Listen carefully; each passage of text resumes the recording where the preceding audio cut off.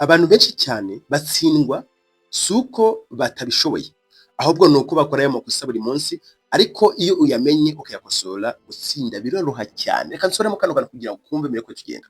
Abantu benshi batsindwa si uko batabishoboye, ahubwo ni uko bakora aya makosa buri munsi, ariko iyo uyamenye aya makosa gutsinda birashoboka cyane, nta kabuza ugomba gutsinda. Muri icyo kiganiro ngiye kubabwira ibintu bikunze gutuma abanyeshuri cyangwa se wowe witegura ikizamini batsindwa buri gihe n'umuti wafata kugira ngo ugenda nyine utsinda cyangwa se ugende mu ba mbere.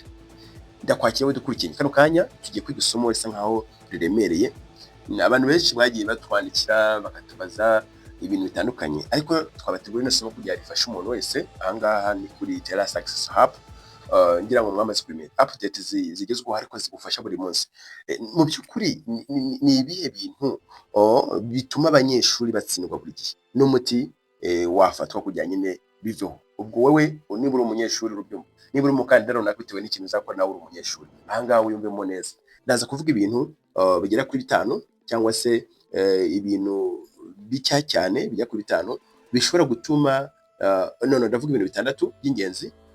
Yamubare kuvuga 5 by'ingenzi bishobora gutuma utsindwa ikizamini buri gihe kandi wowe uzi uko witeguye. Ndagenda mvuga icyoroshye cyangwa gikomeye, ariko 3 bya nyuma muri kino kiganiro nibyo bihatse kino kiganiro. Ndagusaba rero kureba kino kiganiro kirangiye, biraza kugufasha nyine kurimenya mu by'ukuri n'ibintu 6 by'ingenzi uzagenderaho noneho ukawatsinda. Niba uri umunyeshuri that's okay, niba uri umukandida bitewe n'ikintu uzakora ku myanya itandukanye it is okay cyangwa se it's okay.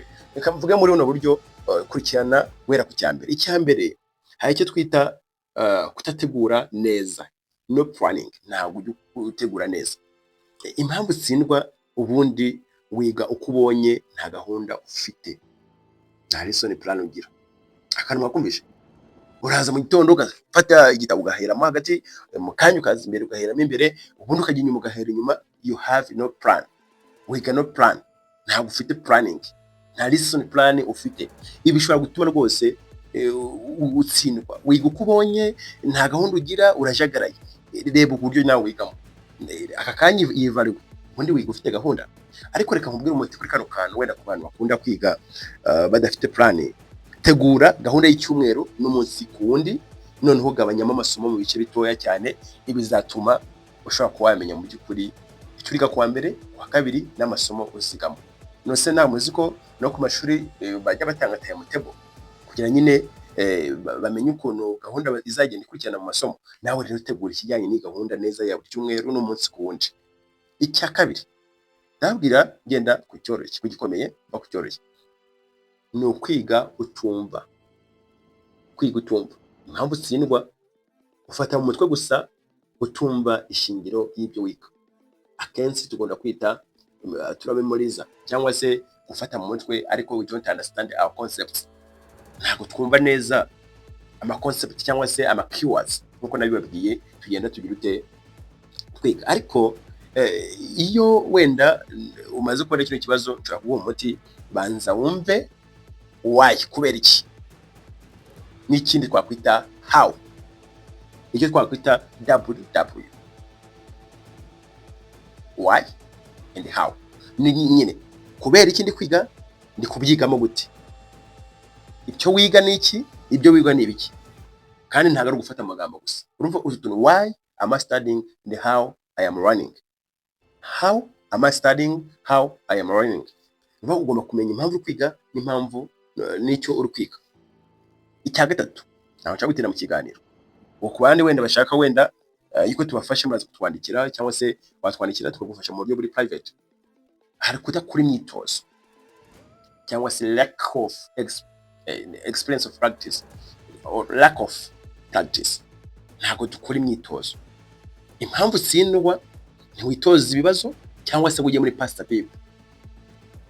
Wowe uri gutegura ikizamini, urumva uzi concept cyangwa se uzi module yawe uzakoraho, cyangwa se wenda ikizamini uzajya gukora cy'akazi watangiye kubyumva, ariko ntushaka kwirefera none ku bizamini byahise. Urigira ngo wowe nutsindwa undi agatsinda atarize cyane, so urawizize. Fata umwanya usure muri past papers ubundi witoze gukora ibibazo bitandukanye. Ariko nanone hano hari umuti kora ibibazo byinshi buri munsi, cyane cyane ibizamini byahise.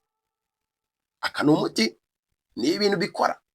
Fata umwanya ukora ibibazo byinshi buri munsi, cyane cyane ibizamini byahise. Icya kane aricyo cyabibyara inyungu, nabwiye ko bitatu bya nyuma byo bikaze, nibyo twita procrastination.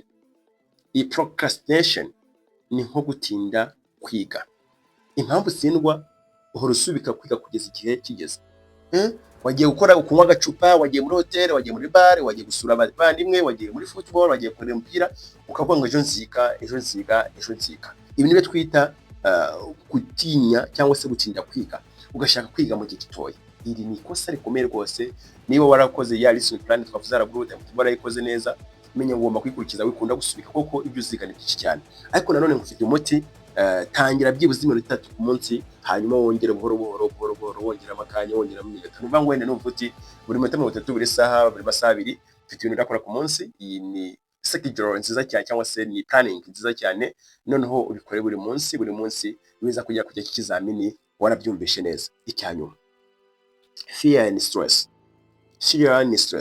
Nuvuga ngo abantu bagira ubwoba bakajyana stress, cyangwa se kadushyira mu ijambo rimwe y'ikinyarwanda cyiza, gutinya ikizamini, ari cyo kintu cya gatanu, fear and stress.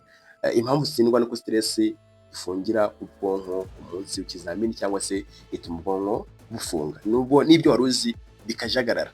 Ariko niba wumva yuko udashaka guhura n'icyo kibazo, witoze, wiyizere, kandi uhumeke neza mbere yo gutangira ikizamini. Wumve ko ibintu byose bishoboka, wumve ko ari wowe ushoboye, kandi wumve ko ari wowe wize neza kuruta abandi. Icyanyuma nibyo twita poor rest, cyangwa se kudasinzira neza. Aka kantu nkunda kuvuga ngo ukagira imana, kuki mudasinzira neza abantu banjye? Kuki mudasinzira neza? Wowe urajya gukora ikizamini mu gitondo, uryamye saa 8, saa 7, urabyuka saa 10, ufata imodoka, urumva utiri kwengiza, ntiwariye neza, ntiwagize ute. Ubwonko burananirwa ku munsi w'ikizamini kubera ko nyine utateguye neza, cyangwa se utasinzire neza, cyangwa se utafashe ikiruhuko neza.